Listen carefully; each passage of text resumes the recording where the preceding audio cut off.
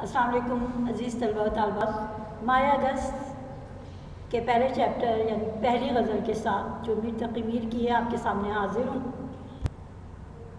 آئیے ذرا دیکھتے ہیں ذہنی خاکے کو، تعارف شاعر کو سمجھنے میں اس سے آپ کو مدد ملے گی۔ میر تقی میر کو خدائے سخن اور شہنشاہ غزل کہا جاتا ہے۔ میر کی جو غزل یہ ہمارے نصاب میں شامل ہے، ان کے کلیات میر میں شامل ہے۔ 6 دیوان انہوں نے لکھے۔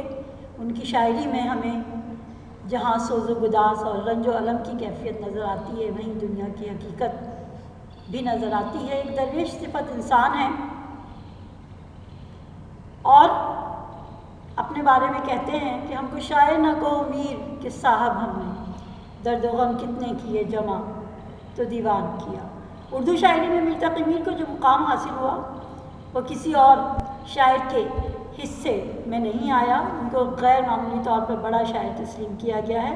میر تقی میر کی شاعری میں سوز و گداز اور رنج و علم کی جو کیفیت ہے وہ ہمیں کہیں اور نظر نہیں آتی۔ انہوں نے زمانے کے ہاتھوں بہت تکلیفیں اٹھائیں، ان کا دل ٹوٹ چکا تھا۔ یہی وجہ ہے کہ ان کی شاعری میں ہمیں غم جانا اور غم دورہ نظر آتا ہے۔ غم جانا کے لیے کہتے ہیں آمد خمیدہ رنگ شکستہ بدن نظار، تیرا تو میر غم سے عجب حال ہو گیا۔ اور غم دورہ کے لیے کہتے ہیں کہ زمانے نے رکھا مجھے متصل، پراگندہ روزی پراگندہ دل۔ ہمیں ان کی شاعری میں دہلی کے اجڑنے کا غم بھی نظر آتا ہے۔ کیا بود و باش پوچھو ہو پورب کے ساکنوں، ہم کو غریب جان کے ہنس ہنس پکار کے، دلی جو ایک شہر تھا عالم میں انتخاب، رہتے تھے منتخب بھی جہاں روزگار کے، اس کو فلک نے لوٹ کر ویران کر دیا، ہم رہنے والے ہیں اسی اجڑے دیار کے۔ میر تقی میر کو خدائے سخن اور شہنشاہ غزل کے القابات سے نوازا گیا۔ حسن و عشق کے علاوہ ہمیں ان کی شاعری میں اخلاقی موضوعات، تصوف اور فلسفہ بھی نظر آتا ہے۔ اب ہم آتے ہیں میر تقی میر کی شاعری کی طرف۔ میر تقی میر کی جو غزل ہمارے نصاب میں شامل ہے، اس کے پہلے شاعری میں وہ کہتے ہیں کہ فقیرانہ آئے صدا کر چلے، میاں خوش رہو ہم دعا کر چلے۔ وہ کہتے ہیں کہ ہم تو اپنی زندگی میں فقیروں کی طرح رہے کہ جس طرح ایک فقیر گلی گلی صدا لگاتا ہے اور چلا جاتا ہے، کیونکہ یہ دنیا کسی کو کچھ نہیں دیتی ہے۔ دنیا غم تو دیتی ہے، شریک غم نہیں بنتی۔ بس ہمارا کام اپنے حصے کا تھا، ہم نے اپنا کام کیا اور اب ہم آگے بڑھ گئے ہیں، تم بڑھ رہے ہیں، تمہیں تمہاری یہ دنیا مبارک ہو، کیونکہ یہ دنیا کبھی بھی کسی کی نہیں ہوتی۔ دوسرے شعر میں وہ کہتے ہیں کہ جو تجھ بن نہ جینے کا کہتے تھے ہم، سو اس عہد کو اب وفا کر چلے۔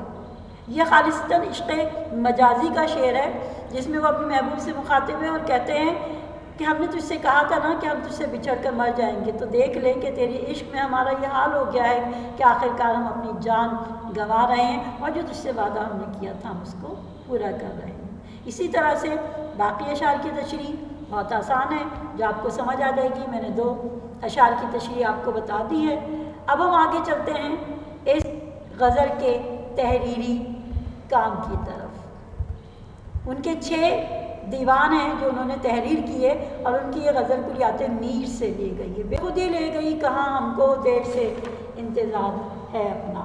تحریری کام میں آپ نے بیٹا سب سے پہلے سوال نمبر 1 میں صفحہ نمبر 157 پر دیے گئے شعر نمبر 1، شعر نمبر 2 اور شعر نمبر 4 کی تشریح تحریر کرنی ہے۔ فقیرانہ آئے صدا کر چلے، میاں خوش رہو ہم دعا کر چلے، جو تجھ بن نہ جینے کو کہتے تھے ہم، سو اس عہد کو وفا کر چلے، جب ہی سجدہ کرتے ہی گئی حق بندگی ہم ادا کر چلے۔ سوال نمبر 2 میں آپ کو ذیل الفاظ و مرکبات کے معنی لکھنے ہیں۔ فقیرانہ، عہد، بے خود، جبی، حق بندگی۔ سوال نمبر 3 میں آپ کو اس غزل کا کون سا شعر پسند ہے اور کیوں پسند ہے اس کی وجہ لکھنی ہے۔ اب ہم آتے ہیں گھر کے کام کی طرف۔ سوال نمبر 4 ہے آپ کا کہ آپ کو صفحہ نمبر 157 پر دیے گئے شعر نمبر 3 اور شعر نمبر 5 کی تشریح خود تحریر کرنی ہے۔ سوال نمبر 5 آپ کا ہے کہ آپ کو تعارف شاعر تحریر بھی کرنا ہے اور یاد بھی کرنا ہے۔ جائزہ کے سوالات جو آپ کے بہت اہم ہیں اور جس سے آپ کا اسسمنٹ ہوگا۔ صفحہ نمبر 158 پر دیے گئے سوال نمبر 2 اور سوال نمبر 3 کو آپ نے تحریر کرنا ہے۔ تحریر کرنا ہے۔ جناب، جس طرح میں نے آپ کو یہ غزل سمجھائی، امید ہے کہ آپ کو میر تقی میر کے بارے میں اور ان کے کلام کے بارے میں جاننے کا اچھی طرح موقع ملا ہوگا کہ ان کی شاعری میں سوز و گداز اور رنج و الم کیوں پایا جاتا ہے، اور ان کی شاعری کو میں جو 72 نشر ہیں وہ کیوں مشہور ہیں۔ لہٰذا میں آپ سے اجازت چاہوں گی اس شعر کے ساتھ کہ بے خودی لے گئی کہاں ہم کو، دیر سے انتظار ہے اپنا۔ اللہ حافظ۔